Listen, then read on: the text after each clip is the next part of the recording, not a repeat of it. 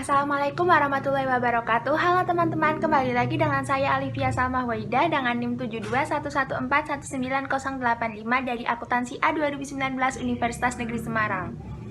Nah, di video kali ini saya akan menjelaskan tentang pengembangan sistem.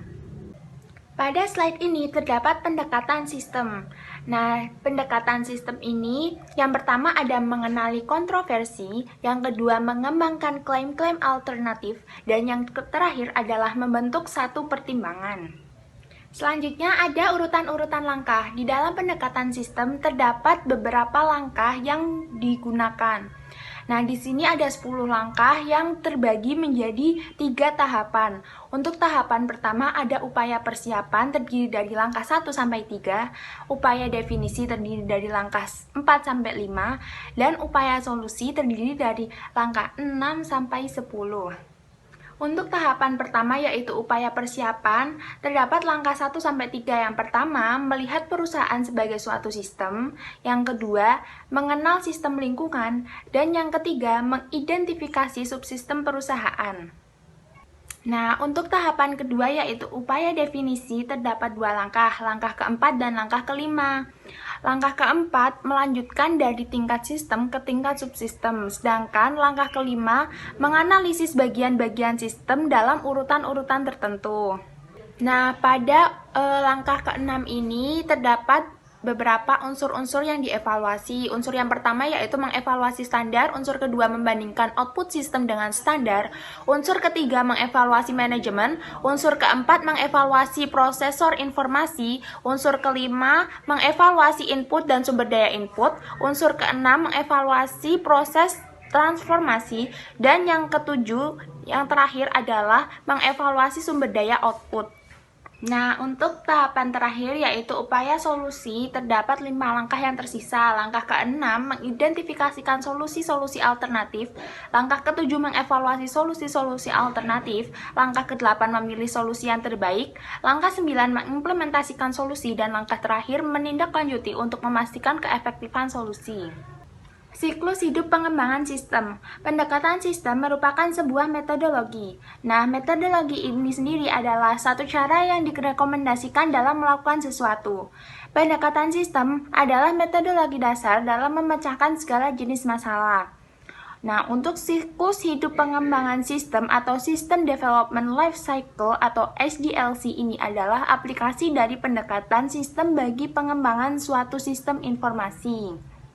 Selanjutnya ada SDLC tradisional. Terdapat beberapa tahapan pekerjaan pengembangan yang perlu dilakukan dalam urutan-urutan tertentu jika suatu proyek ingin memiliki kemungkinan berhasil yang paling besar. Nah, tahapan-tahapan ini yang pertama ada tahapan perencanaan, yang kedua ada tahapan analisis, yang ketiga ada tahapan desain, yang keempat ada tahapan implementasi, lalu yang terakhir ada tahapan penggunaan. Lalu, proyek direncanakan dan sumber-sumber daya yang dibutuhkan untuk melakukan pekerjaan ini kemudian disatukan. Sistem yang ada juga dianalisis untuk memahami masalah dan menentukan persyaratan fungsional dari sistem yang baru.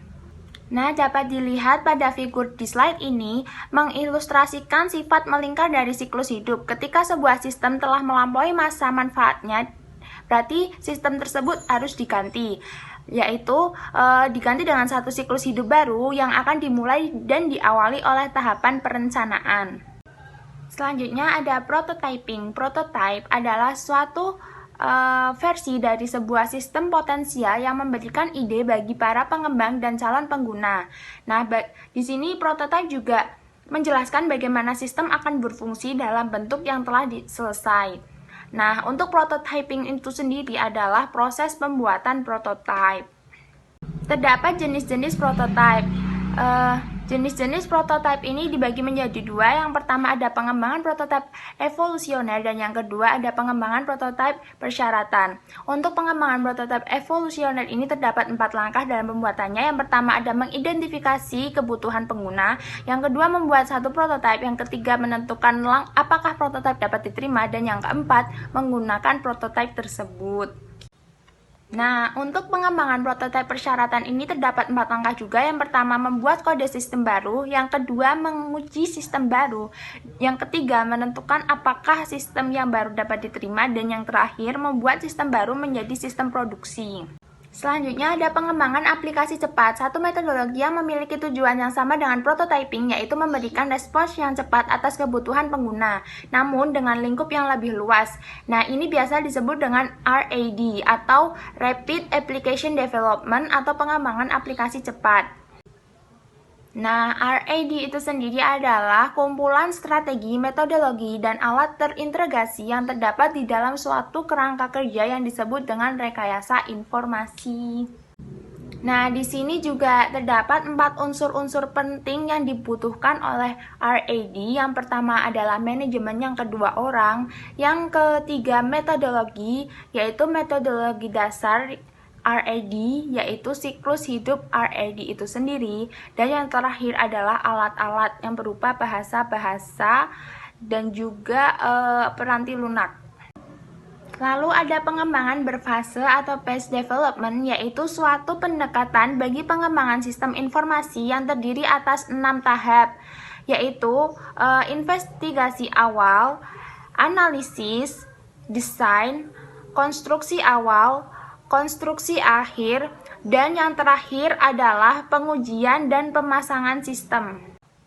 Lalu ada desain ulang proses bisnis. Yang pertama itu ada rekayasa terbalik dan ada juga rekayasa berulang.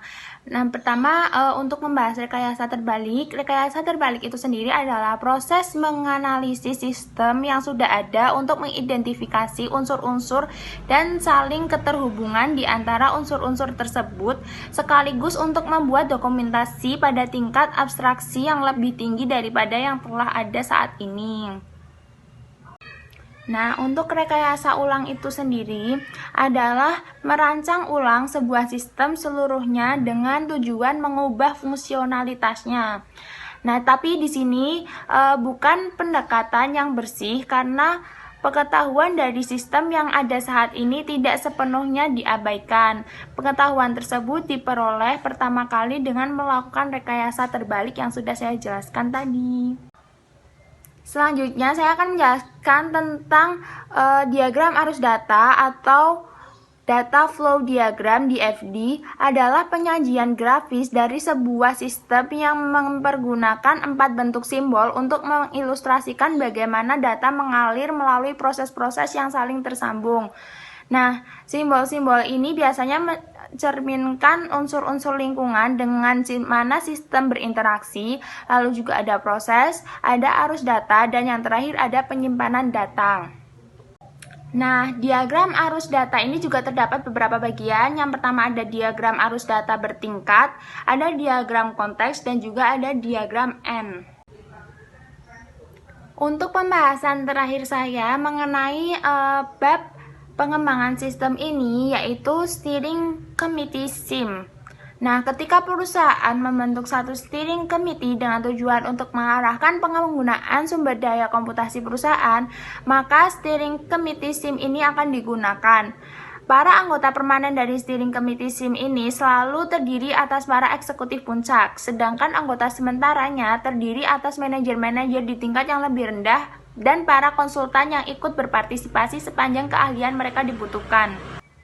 Lalu, steering committee SIM ini menjalankan 3 fungsi utama. Yang pertama, menciptakan kebijakan yang memastikan dukungan komputer untuk mencapai sasaran strategis perusahaan, lalu melakukan pengendalian fiskal dengan bertindak sebagai yang berwenang dalam memberikan persetujuan untuk seluruh permintaan akan pendanaan yang berhubungan dengan komputer, dan yang terakhir, menyelesaikan perselisihan yang terjadi sehubungan dengan prioritas penggunaan komputer. Nah, cukup sekian penjelasan saya mengenai pengembangan sistem ini. Sampai berjumpa di video selanjutnya. Terima kasih. Wassalamualaikum warahmatullahi wabarakatuh. Dadah.